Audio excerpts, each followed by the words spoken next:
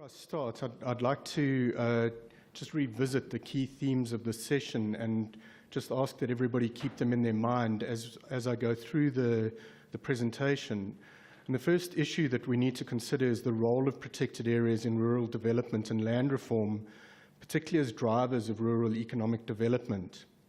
The other thing is that there is a need to develop co-management models that empower and benefit landowners and neighbouring communities, and this is particularly important as it's estimated that about a third of South Africa's state protected areas will be subject to successful land claims in the coming years. So one of the key questions I have is how are we going to achieve the targets of the biodiversity and wildlife economy? And if you look at those targets, they're incredibly ambitious, and we really need to give some thought to how we are going to achieve them. And importantly, what is the role of protected areas in all of this? What role is it going to play in the biodiversity and wildlife economy? So for me, one of the key issues is, do protected areas and the tools of biodiversity stewardship provide the means to better secure investments made in the biodiversity economy? Okay, so those are just some of the things that I would like to keep in the back of your mind, and some of the things I think we need to revisit in the discussion session later. Okay, moving on to the open system of the Greater Kruger Area. Just to give some of the context to the Greater Kruger Area and also some of the changing philosophy within sand parks.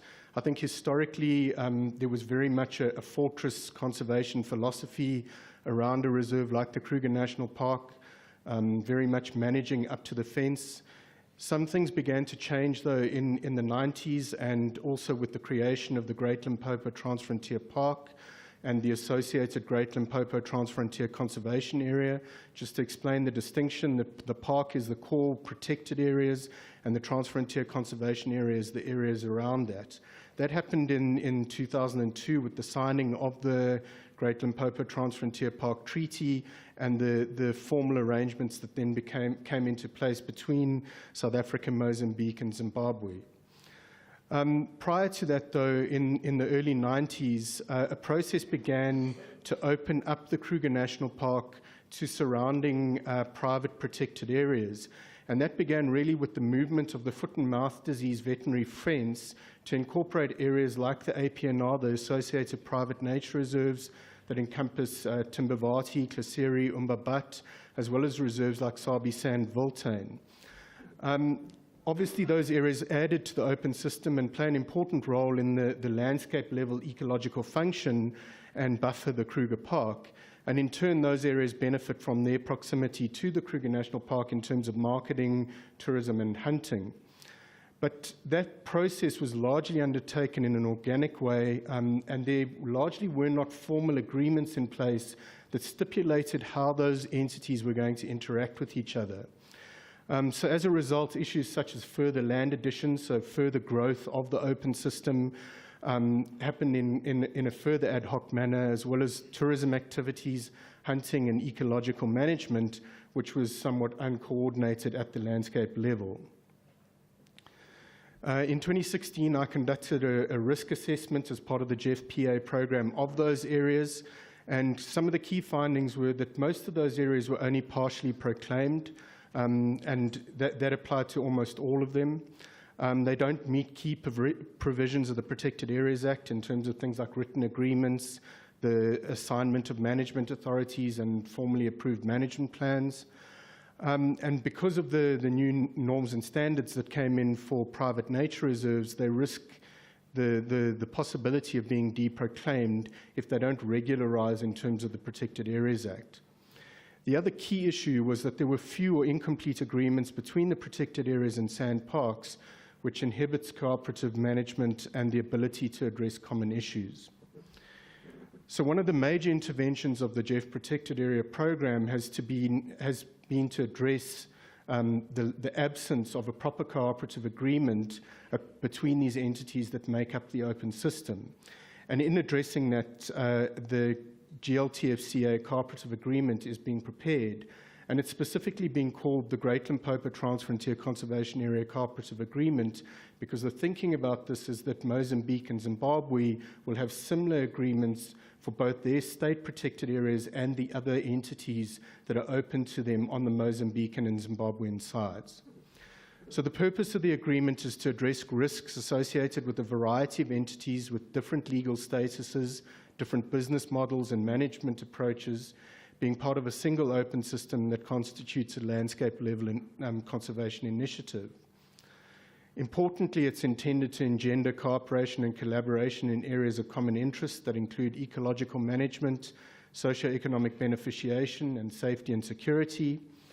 And it's intended to capitalize on opportunities that exist within the collective that include things like joint buying power, lobbying for reasonable legislative and policy changes as part of a collective, joint destination marketing, and collective socio-economic beneficiation that efficiently maximizes the benefits of the GLTFCA.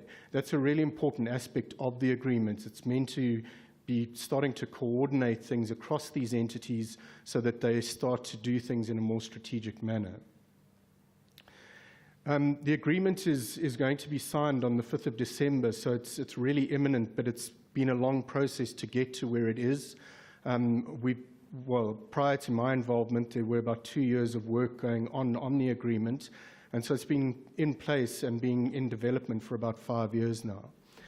The agreement is based on 5 key management pillars: governance, biodiversity conservation, commercial activities and socio-economic beneficiation, safety and security, and land inclusion. And the land inclusion aspect is really talking about how to deal with any further additions to the open system of the Greater Kruger Area. Importantly, from a governance point of view, it's important that the management authorities of these protected areas are properly appointed as the management authority, that they have constitutions and various other things in place to ensure that there is proper governance of the protected areas, and very importantly, that regularization in terms of getting the legal protection for these areas is fundamentally important. Part of the role of the agreement is that it'll create various structures, institutional structures within the Greater Kruger Area and across into the Zimbabwean and Mozambican side. It'll create a number of what are called joint operational committees, and these will be clusters of protected areas that operate in similar manners, that will collaborate and cooperate with each other along operational issues, so things like water resource management, fire management. Obviously, safety and security in this area is really important when it comes to combating rhino poaching and those sorts of things. And then there'll be a strategic structure that sits at the top called a Joint Management Committee, and that will be represented by sandparks as well as all of the different protected areas that make up part of the open system. And I can give you a little bit more detail about how that's going to be structured if anybody would like to know about it. So one of the fundamental things that needs to happen as part of this cooperative agreement, and really is the focus of the work that I'm involved in the area, is the regularization and declaration of the protected areas that make up part of the open system of the Greater Kruger.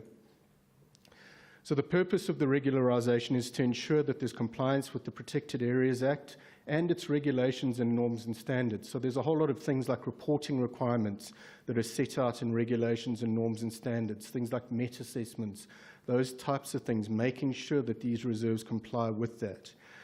The purpose of that is to legally secure the biodiversity conservation land use within the Greater Kruger Area. And that's a real challenge because a lot of those areas are still zoned as agricultural land use. There's the threats of mining. There's various other things that need to be addressed. Importantly, it's ensuring appropriate governance and institutional arrangements in the management of the area. And it's really important to ensure consistency in ecological management, development, and sustainable resource use within the Greater Kruger Area. And for those of you that aren't aware of things like the hunting of the lion sky earlier this year and the sorts of things that have come out, and those are largely because things are not operating properly in terms of the cooperative agreement and being done properly by management authorities that are properly appointed and operating these reserves. Finally, it's important that this enables the landowners access to the benefits that have been set up in terms of the Biodiversity Stewardship Program, things like the Municipal Property Rates Act and the income tax benefits that are put into the Income Tax Act for landowners. So in terms of the advantages of compliance with the Protected Areas Act and the regularisation process, this will secure the biodiversity conservation land use that those landowners are looking to keep.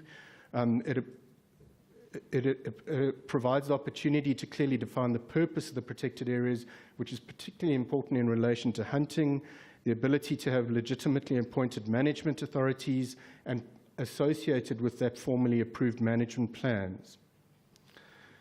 Just in terms of the implication of non-compliance, I'm not going to go through this in any detail, but the key issue is that the Kruger National Park has drawn a line in the sand and have said that entities that ultimately don't sign up and do not regularise are going to be fenced out of the open system.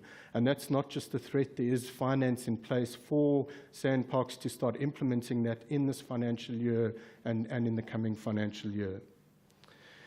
So just in terms of the regularisation process, it requires declaration of all existing protected areas, publication of correction notices for those areas that are already declared, the appointment of management authorities and management plans, and the adoption of written agreements that are then endorsed on the title deeds of the properties.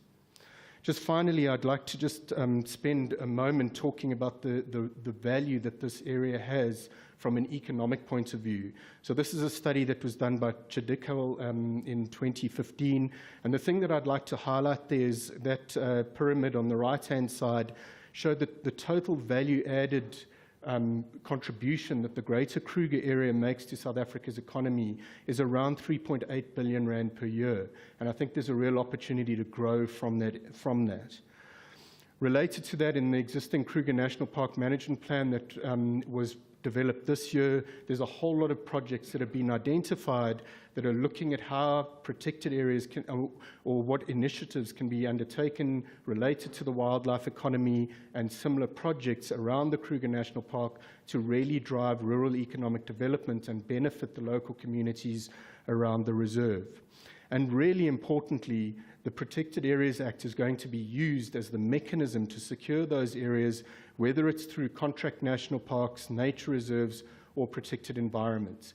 And that's really, I think, the takeaway message from this is that those protected areas provide the legal means to secure a lot of these investments that government are making into things like wildlife economy and other related programs like the Natural Resource Management Program. Thanks.